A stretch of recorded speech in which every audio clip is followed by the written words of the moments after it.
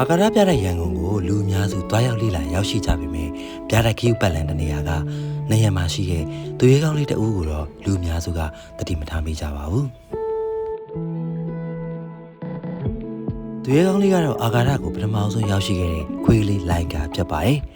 1958ခုနှစ်နိုဝင်ဘာလ3ရက်နေ့မှာပြန်လည်မရှိတဲ့အာကာသတွေကိုသူ့ဆန္ဒမပါဘဲနဲ့စစ်လွတ်ချင်းခံခဲ့ရတာဖြစ်ပြီးတော့လိုင်ကာကိုကဘာပတ်လမ်းကြောင်းနဲ့ရောက်ရှိခဲ့တဲ့ပထမဆုံးတက်ရှိတော်ဝါလို့လည်းသတ်မှတ်ထားတာတွေ့ရပါတယ်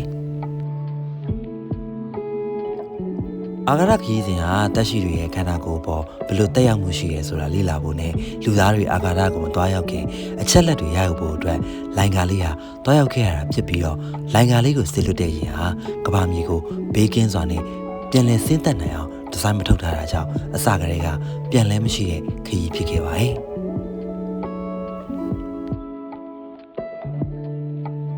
အာကာသပြတိုက်ရန်ကုန်ကိုရောက်ခဲ့ရင်ခွေးလေးလိုင်ကာလေးကိုရှာပြီးဂုဏ်ပြုပေးပါအောင်နော် See you next vlog